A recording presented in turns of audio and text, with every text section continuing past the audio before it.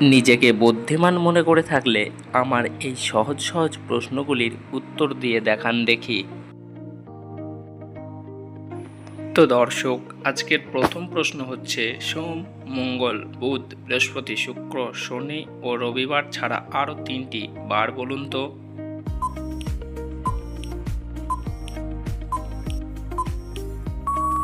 তো দর্শক, এখানে উত্তরটি হচ্ছে হাটবার, ডিমবার ও গোলবার।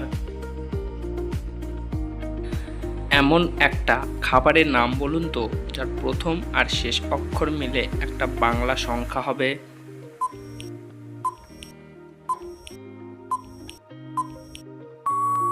এখানে খাবারটি হচ্ছে চানাচুর আর সংখ্যাটি হচ্ছে 4। তো বন্ধুরা, বলুন তো কোন বার খাওয়া যায়।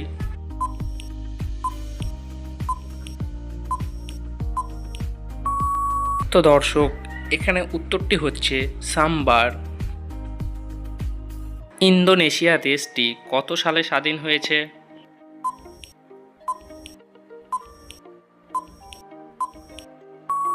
ইন্দোনেশিয়া দেশটি 1945 সালে স্বাধীন হয়েছে। নিজেকে বুদ্ধিমান ব্যক্তি মনে করে থাকলে এই 3টি শব্দ থেকে একটি করে অক্ষর নিয়ে একটি খাবারের নাম বলুন তো।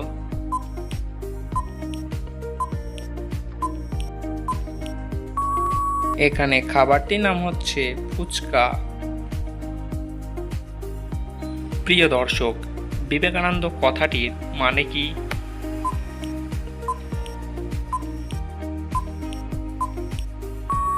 বিবেকানন্দ কথাটির মানে হচ্ছে বিচক্ষণ জ্ঞানের আনন্দ। তো বন্ধুরা, এখানে এই শূন্যস্থান দুটি পূরণ করে দেখান দেখি।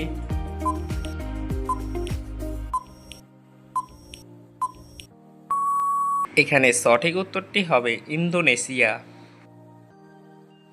তো দর্শক, বলুন তো একটা ইটের কতগুলি কোণ থাকে?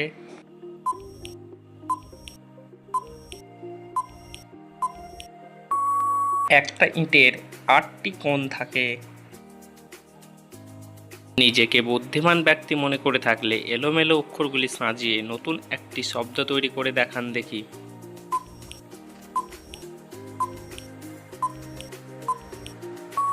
সঠিক উত্তরটি হবে তেজপাতা।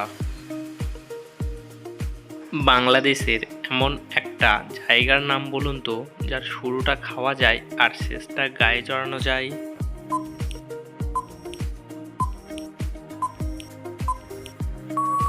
এখানে উত্তরটি হবে বরিশাল। কার ছোটবেলায় লেজ থাকে, বড় হলে লেজ হারিয়ে ফেলে?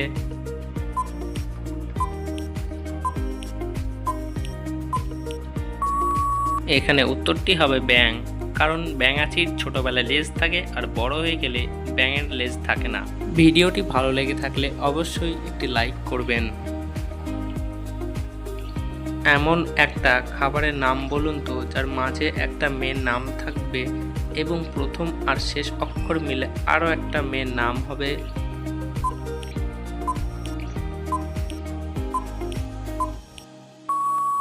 তো দর্শক, এখানে সঠিক উত্তরটি হচ্ছে বিরিয়ানি। তো বন্ধুরা, বলুন তো পকেটে খুচরো টাকা থাকলে কি হয়?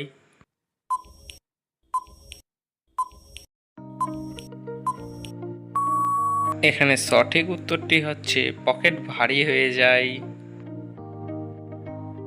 মাথায় বুদ্ধি থাকলে এই অঙ্কটির সমাধান করে দেখান দেখি।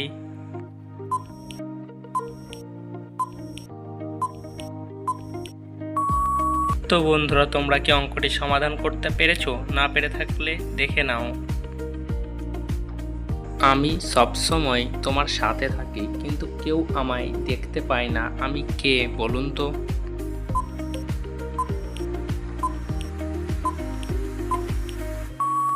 সঠিক উত্তর চিন্তা। ইন্দোনেশিয়া দেশটি 1945 সালে কোন দেশের থেকে স্বাধীন হয়েছে?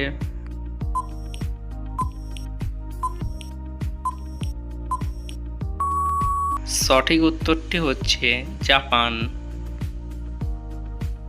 এটি একটি গুগলি প্রশ্ন। তো বলো তো, পৃথিবীর সবচেয়ে মিষ্টি জিনিস কি?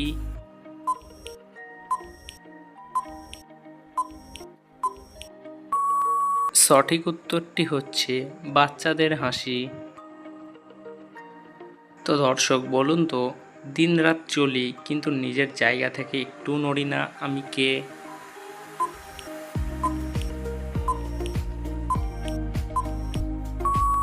সঠিক উত্তরটি হচ্ছে ঘড়ি। হাওড়া ব্রিজ রং করতে কেমন রং ব্যবহার করা হয়?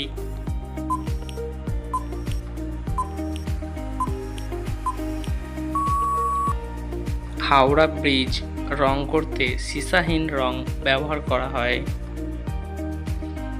তো দর্শক বলুন তো, কোন জামা কেউ গায়ে দেয় না?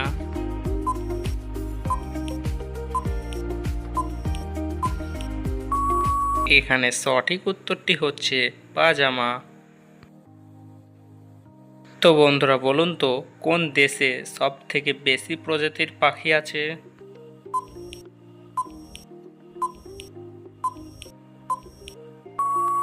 কলম্বিয়া দেশে সব থেকে বেশি প্রজাতির পাখি আছে। মাথায় বুদ্ধি থাকলে এই এলোমেলো অক্ষরগুলি সাজিয়ে একটি নতুন শব্দ তৈরি করে দেখান দেখি।